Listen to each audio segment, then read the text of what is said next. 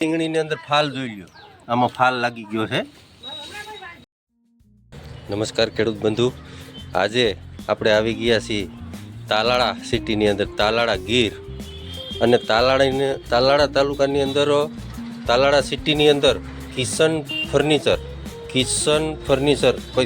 Alang and ફર્નિચરની અંદર આવ્યા છીએ.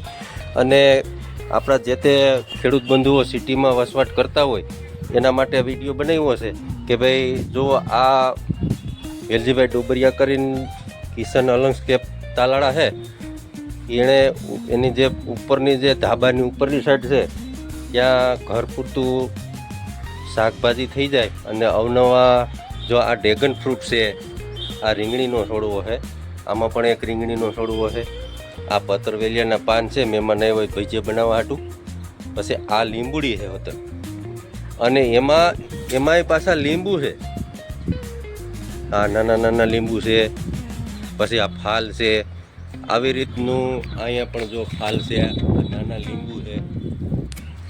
એટલે સિટીમાં વસતા હર કોઈ આપણે ખેડૂત ભાઈઓ છે અથવા તો નોકરિયાત બંધુને પણ ઉપરની સાઈડ જો કોઈને આવી રીતનું ઉપર ધાબું ખુલ્લું હોય તો આવી રીતની શાકભાજી કરી શકે. અને એકદમ પ્રાકૃતિક શાકભાજી, એટલે ટૂંકમાં દવા વગરની શાકભાજી.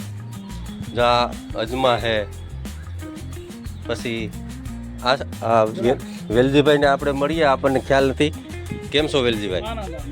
હવે તમે થોડો ઘણો અમારા દર્શક મિત્રોને આ તમે જે તે વેરાયટી વાવેલી છે એનો પરિચય આપો, અને પહેલા તમારો પરિચય આપો. પરિચયમાં તો મારું તાલાલા હા ફર્નિચરનો ધંધો છે. ઉપર ધાબા ઉપર નવરા ટાઈમે બધું કરીએ છીએ. બરોબર. ડ્રેગન ફ્રૂટ છે, રીંગણી છે, દ્રાક્ષ છે, દાણા છે, મેથી છે, કુંવરપાઠું છે, બધું ફૂલઝાડ છે. હા, તો એ પણ જોશું આપણે. પણ આ અત્યારે આ શું છે? એ ફોદીનો છે. આ ફોદીનો? હા, બરોબર. પછી આ વેલો શેનો છે? એ દ્રાક્ષ છે. આ દ્રાક્ષનો વેલો છે. જો દ્રાક્ષ આવવા માંડી, જો દેખાય. આ જો ફાલ લાગી ગયો છે આમાં. અને હવે આગળ તમને હજી બતાવું, આ અહીંયા પણ એક ડ્રેગન ફ્રૂટ રાખેલું છે. પછી આ નવીન કુંડાની અંદર વાવેતર કરવા માટેની આ માટી એણે તૈયાર કરી છે. આ આખું ધાબુ છે. આપણે ત્રીજે માળે છીએ, તમને લોકેશન તાલાળાનું બતાવી દઉં એટલે ખ્યાલ આવે કે ભાઈ આ કેટલામો માળ છે. તો આપણે આ ત્રીજે માળે છીએ અત્યારે. અને આ લસણનો એણે પ્રયોગ કર્યો છે આવી રીતનું બેગની અંદર, કે જો આમાં કાણા પાડેલા છે અને કાણામાં એક એક કરી ગોઠવેલી છે.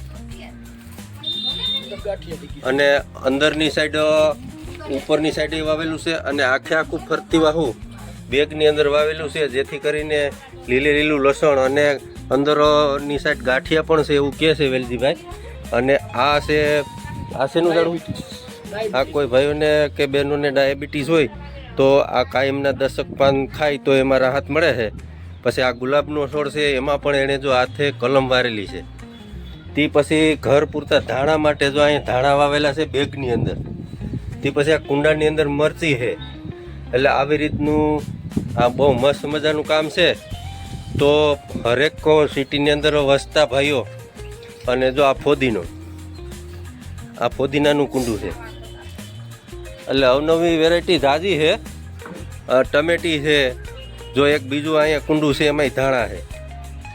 અને સૌથી મજાની વાત એ છે કે આ તમામ જે શાકભાજી છે કે ફ્રૂટ આવે છે એ એક દવા વગરનું બધું જે તૈયાર થાય છે, એ મહત્ત્વની વાત છે. તો આ વિડીયોના માધ્યમથી તમામ દર્શકો, ખેડૂતો, આ જો રીંગણીની અંદર ફાલ જોઈ લ્યો, આમાં ફાલ લાગી ગયો છે. અને નરવાઈ બહુ હાઈ ક્લાસ છે, કોઈ જાતનો રોગ નથી. એટલે આવી રીતે આપણે આપણી કાળજી રાખવા માટે થોડું ઘણું કંઈક ને કંઈક આવું કરીએ. અને રવિવારના દિવસોની અંદર, જો આજ રવિવાર છે તો એ બંને જણા, આ બે જણા આવી રીતે આમ મથે છે ને બધું વ્યવસ્થિત રીતે કુંડાનું જે માવજત આપણે કહીએ છીએ માવજત કરી અને ગોઠવે છે બધું. તો આ વિડીયોથી તમામ જે ખેડૂત બંધુ છે અને ખેડૂત બંધુના જે તે રિલેટિવમાં જે પુત્રો છે કે સગા સંબંધી કોઈ સિટીમાં વસતા હોય તો આ પ્રેરણા લીધા જેવું છે. જેથી કરીને આપણને પેસ્ટિસાઇડ અને દવા વગરનું જે શાકભાજી મળી રહે એના માટેનો આ વિડીયો બનાવેલો છે. જય જવાન, જય કિસાન, જય ગૌ માતા.